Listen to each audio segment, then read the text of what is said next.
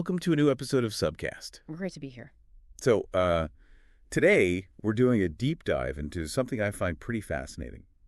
It's the intersection of branding and design, but specifically within the medical and pharmaceutical sectors. Yeah, it's a really unique space, isn't it? Often so focused on the science, the R&D, the regulations. Exactly, and that's crucial, obviously. But we want to talk about how branding and design, maybe sometimes overlooked, are actually vital for connecting with people. Because that's who the audience is, right? Well, people. absolutely. You, the listener, probably realize this already. Marketing in this industry faces some, let's say, unique hurdles. Oh, definitely. Heavy regulations, intense competition. Yeah. It's not like selling, sneakers. Not at all. And the stakes are incredibly high. We're talking health, well-being, trust is paramount. So that's what we want to unpack today. How can strategic branding, thoughtful design, how can they build that trust, create those meaningful connections in such a complex environment? It's a critical question because there's this communication challenge, right? All these regulations you mentioned, plus fierce competition. You often have multiple companies offering solutions for, the same condition. Yeah, it can be really confusing for patients, even for doctors sometimes. Who do you listen to? Who do you trust? And I think a common oversight, honestly, is forgetting that the audience isn't just a disease state or a demographic. It's people, individuals with real concerns, needing clarity. So many messages, often very technical. It's easy to lose that human touch. Precisely. And that's where branding, effective branding, comes in as, a potential solution. Okay, so why branding specifically? What makes it so effective here compared to maybe other sectors? Well, there are a couple key reasons, I think. First, as we've touched on, those traditional marketing techniques, they're often quite limited by the regulations. You can't just run any ad campaign you want. Right, so you need other ways to communicate your value, your identity. Exactly. And second, it goes back to that human element. Branding is fundamentally about connection. It's about humanizing the interaction, making it less about just the clinical data and more about shared values, understanding, trust. Okay, that makes sense. So if a company really invests in professional branding, what are the sort of tangible results they can expect to see beyond just, looking good? Oh, definitely. One of the biggest is increased awareness. Seems obvious, maybe, but in a crowded field, just being recognized is huge. Correct branding, the visuals, the messaging, the consistency it makes your brand and its elements, visible, memorable. So people start to recognize you, associate you with a certain area or quality? Precisely. It positions the company more effectively, often as a leader or trusted voice within their specific field. Think about a doctor prescribing or a patient researching online recognition matters. It builds a kind of mental shortcut, maybe. Familiarity breeds trust, especially when things feel complex. That's a great way to put it. And that leads directly to the next big benefit, customer loyalty. Or perhaps patient loyalty, physician loyalty. Okay, how does branding achieve that? Well, strong branding isn't just about recognition. It's about identifying and highlighting shared values.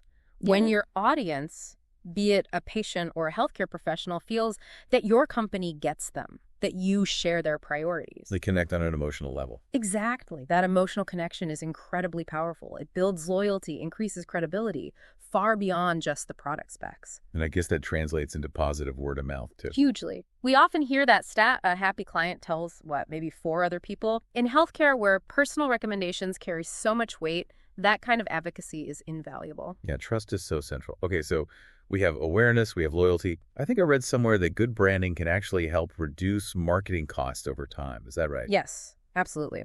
It might seem counterintuitive. Investing in branding costs money up front, of course. But think long term.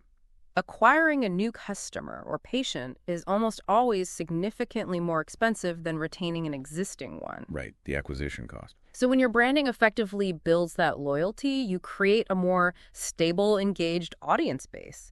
You're not constantly churning and spending heavily just to bring new people in the door. Your loyal base provides a foundation. That makes a lot of sense. Yep. So the initial investment pays off through retention and reduced long-term spend. Pretty much, yeah. It's a more sustainable approach. Okay, so branding sets the strategy, the identity, the values. But then there's design. How does design fit into this picture? How does it bring the brand to life? Well, design is absolutely critical. It's the execution, right? It's how people actually experience the brand. And we have to remember, people process visuals incredibly fast, much faster than text. That's true.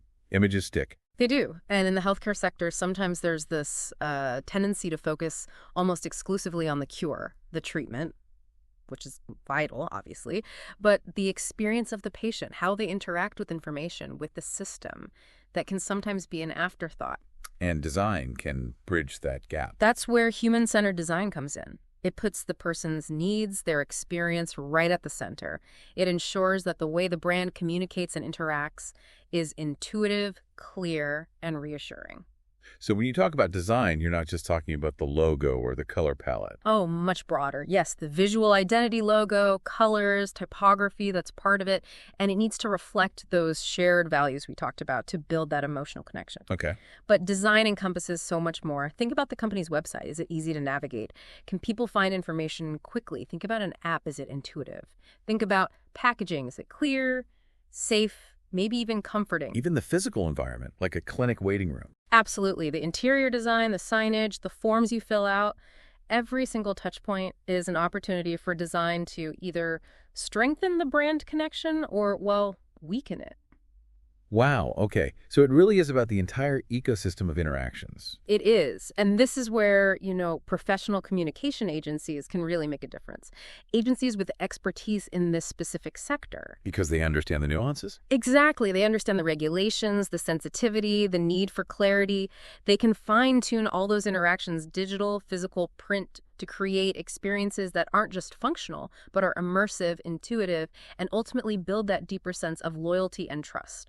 Making complex things feel simpler, more human. That's the goal, because ultimately, what's the most important element in healthcare? It have to be the people. Patients, families, healthcare providers. Right. People first. That should be the guiding principle. And the relationship between companies and their audience needs to be built on that foundation of trust and loyalty. So neglecting professional communication or maybe taking a timid approach to branding, that could actually be risky. I think so. It can lead to confusion, maybe even distrust. It leaves a company vulnerable in a market where credibility is everything. You need to be clear, consistent, and genuinely connect. It really brings it all together. The strategy of branding, the execution through thoughtful, human-centered design, all serving that goal of building trust with people. That's the big picture, absolutely. You need that human-centered approach to build awareness, foster genuine loyalty, and just improve the whole communication experience for everyone involved. Understanding and connecting on that emotional level is paramount. Well, this has been really insightful. So to sum it up, in the medical and pharma world, it's not just about the science. It's about connecting with people through clear, trustworthy branding and design. Couldn't have said it better myself. And if you out there are navigating these challenges, trying to build a brand in the medical or pharmaceutical industry that truly resonates, well, that's exactly the kind of work we do here at Subsign. We have the expertise in understanding these unique market needs. So feel free to get in touch with us. We'd love to explore how strategic branding and design can make a real difference for your organization. Thanks for joining us for this deep dive.